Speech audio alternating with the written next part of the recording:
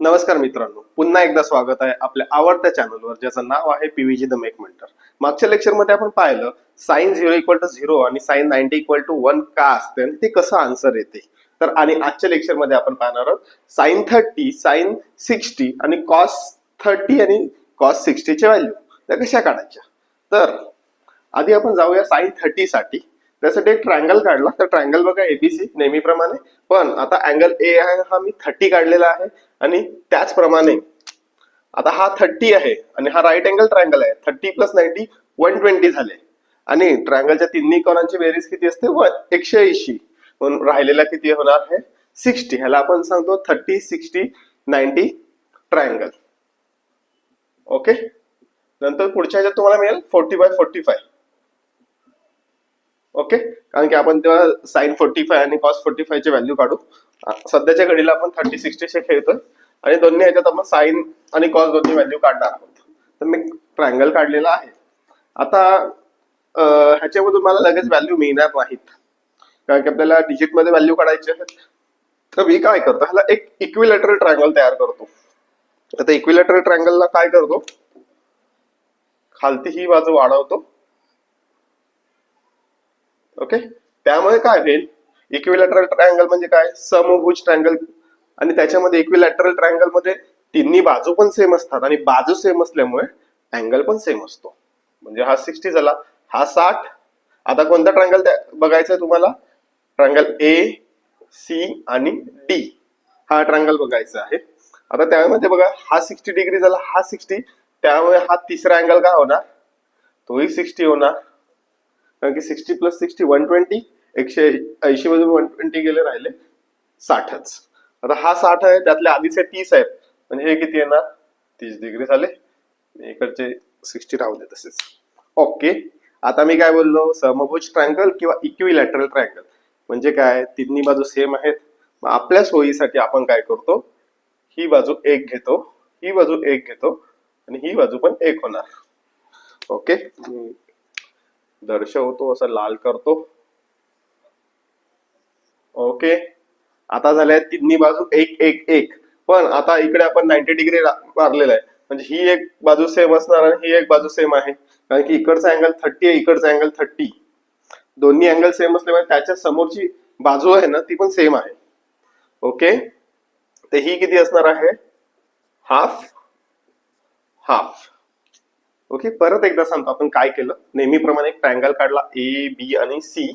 त्यातला एक अँगल होता ए आधी होता 30, सी त्याप्रमाणे 60 झाला आणि बी नॉर्मल राईट अँगल 90 डिग्रीचा आहे.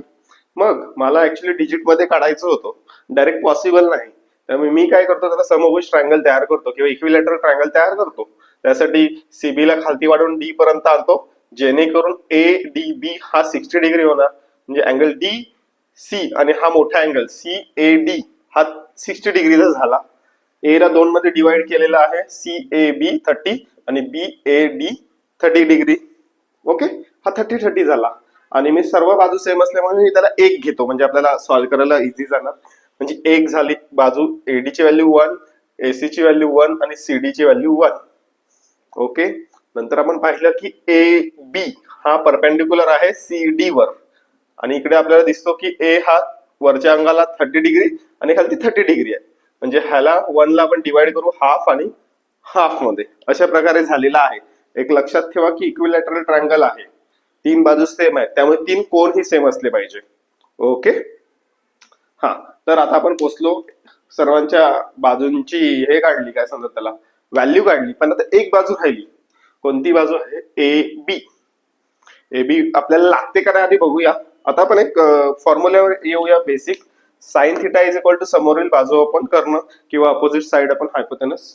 तर साइन 30 काय सांगतो, बीसी अपॉन एसी. साइन 30 हा घ्या, 60 काढतो कारण की हा 60 ओव्हरऑल आहे.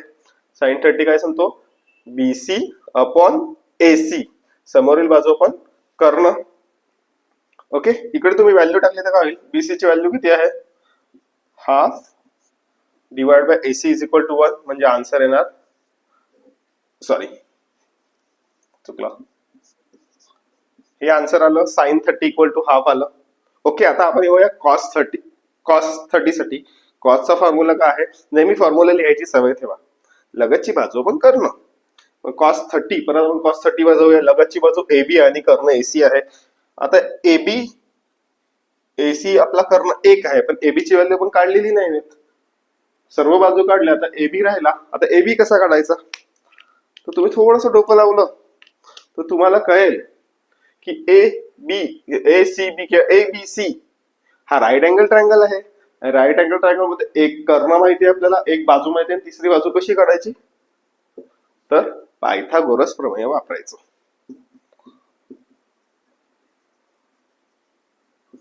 पायथागोरस थेरम काय सांगतं, ती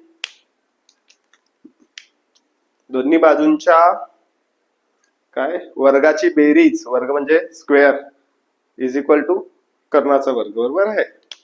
म्हणजे पायथागोरस इकडे मी लिहितो कोपऱ्यात, AB square plus BC square equal to AC square. आपल्याला कसली व्हॅल्यू काढायची, ABCच काढायची आहे. AB स्क्वेअर तसाच राहील.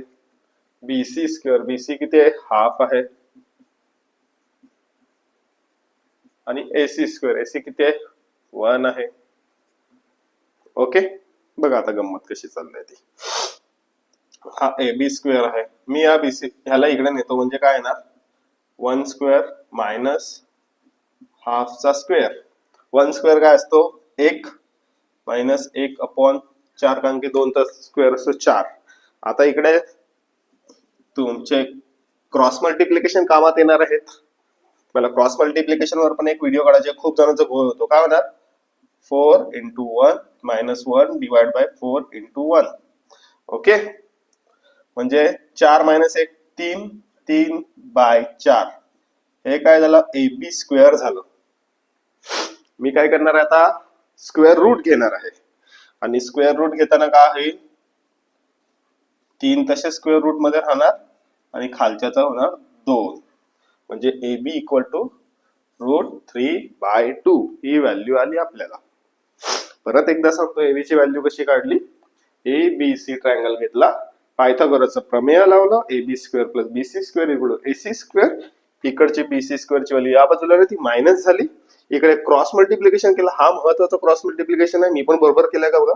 4 into 1 minus 1 into 1 1 divide by 4 into 1, yes 3/4 झालं. पण इकडे स्क्वेअर रूट घेतला, कारण की इकडचा स्क्वेअर आपल्याला काढायचा आहे, तो स्क्वेअर रूट घ्यावा लागणार आहे, बरोबर आहे. आणि स्क्वेअर रूट काय केलं, 3चा स्क्वेअर रूट आपल्याला माहित नाही मिळत. ओके, मग तो 1.73 आहे की किती आहे पाहावं लागेल मला पण. तर AB ते तुम्हाला नाही होणार, आता पुढे गेल्यावर तुम्हाला कॅल्क्युलेटर येईल, त्यामुळे तुम्ही लगेच काढू शकता. पण त्याला स्क्वेअर रूट मध्येच ठेवा. आणि खालच्याचा 4चा स्क्वेअर रूट हा 2 झाला, बरोबर आहे. म्हणजे √3/2 ही तुमची व्हॅल्यू आली AB ची. मग मी इकडे √3/2 व्हॅल्यू टाकतो. ओके, म्हणून cos 30 किती येणार, √3/2.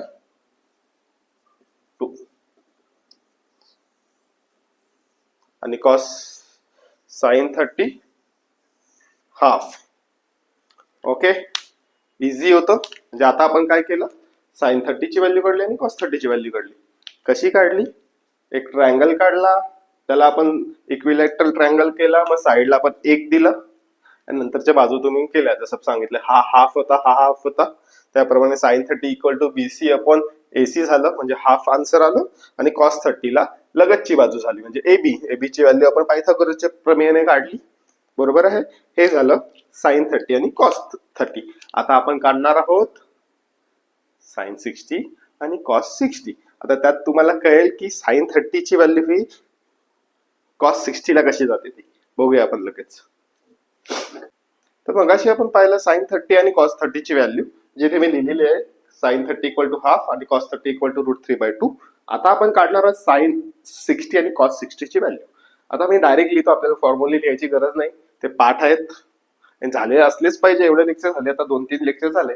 समोरील बाजू आपण करणं, sin 60 हा आहे, समोरील बाजू आहे AB अपॉन AC. AB ची व्हॅल्यू इकडे लिहिलेली आहे मी, √3/2 डिवाइड बाय 1. हे 2 रूटच्या बाहेर आहेत, नाही तर तुम्ही अंडर √3/2 नका करू. हे √3/2 झाले. आणि cos 60 काय सांगतो, BC अपॉन AC. म्हणजे half upon 1 that is equal to half. पण आता तुम्ही पाहाल की √3/2 ची व्हॅल्यू इकडे आलेली आहे. ही काय व्हॅल्यू आहे? कॉस 30 आणि हाफ ची व्हॅल्यू लिहिली आहे साइन 30. आय थिंक हे मागच्या लेक्चरला सांगितलं का माहित नाही, जेव्हा साइनचे कन्सेप्ट सांगत होता. तर इथे बघा तुम्हाला काय दिसते, sine 60 degree equal to cos 30 degree आणि sine 30 degree equal to cos 60 degree. बरोबर का? म्हणजे एकाच ह्याच्यात तुम्हाला दोन दोन कन्सेप्ट काय आले. म्हणजे आता किती व्हॅल्यू काढल्या मी? 4. Sine 30 half, cos 30 √3/2, sine 60 √3/2, cos 60 half. 4 value काढल्या. साइन आणि कॉस. साइन आणि कॉस बरोबर आपण कोणत्या व्हॅल्यू काढू शकतो? टॅन. म्हणजे टॅनच्या दोन व्हॅल्यू निघते, टॅन 30 आणि टॅन 60. ओके. मग आता आपले अँगल किती झाले? 0 झाला, 30 झाला, 60 झाला आणि 90 झाला. आता आपल्याला काढायचे 45. मग मी काय करतो, आता आपण 45 डिग्री अँगलचं काढूया ट्रायंगल आणि त्याच्या साइन 45 कॉस 45 च्या व्हॅल्यू काढूयात आणि नंतर सर्वांचं एक टेबल बनवूयात, साइन कॉस टॅन, नंतर त्याचे रेसिप्रोकल कॉस x1 आणि कॉट. ओके. हे कळलं तुम्हाला? काय केलं मी? हे इझी होतं कारण की साइन पहिली गोष्ट कळली ना 30 ची, मी 60 मध्ये फक्त आपल्याला व्हॅल्यू काढायची होती. तर काय केलं आपण, ट्रायंगल महत्वाचा आहे, हा ट्रायंगल नीट काढा. आणि तुम्हाला एवढा प्रूव्ह करायला काय येणार नाही, आला तरी तुम्ही करू शकता. ही कन्सेप्ट क्लिअर केली तुमची, कशा व्हॅल्यू येतात आपल्याकडे. ओके.